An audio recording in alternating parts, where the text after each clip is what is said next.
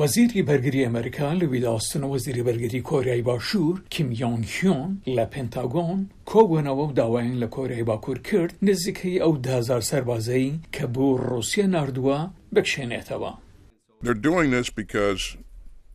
ئەوان ئەمە دەکەن چونکە سەرۆکی ڕووسیا ڤڵادیمیر پوتین سەربازێکی زۆری لەدەستداوە و ئەو بژاردەیەکی هەیە کە یان خەڵکی دیکە هان بدات بۆ یارمەتیدانی یان هێزەکانی خۆی کۆبکاتەوە.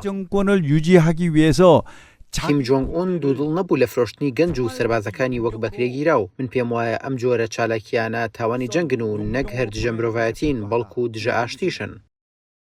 ئەمریکا دەڵێن ژمارەیەکی کەم لە سەربازانی کۆریای باکوور لە ئێستاوە لە ناوچەی کۆرسکی ڕووسیادان کە هێزەکانی ئوکرانیا لە مانگی هێشتا هێرشێکی لە ناکاویان ئەنجامدا.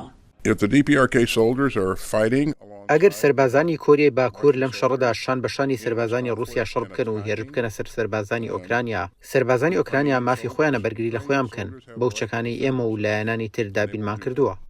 هەندێک لە شترۆڤەکاران دەڵێن هێزەکانی پیۆنگیانگ بەواتای پەرەسەندنی شەڕەکەیە، بەڵام ڕەنگە پێگەی ڕووسیا بە شێوەیەکی بەرچاو بەهێز ناکات.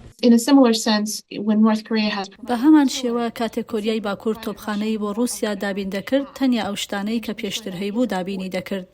بە دڵنیاییەوە ئەمە گرنگە، بەڵام لە ڕووی چۆنایەتیەوە توانای ڕووسیا بۆ شەڕکردن ناگۆڕێ، بە سادەیی بەردەوامی پێدەدات.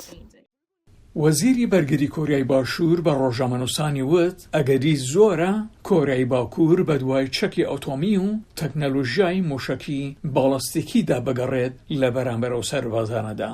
ئەمریکا و کۆریای باشوور ڕۆژی چوارشەممە مانۆری لەشکری هاوبەشان ئەنجامدا بۆ نیشاندانی پابەندبوونیان بە پاراستنی بەرگریەکی بەهێز. جانە دیلان بۆ کارلە باب دەنگی ئەمریکا.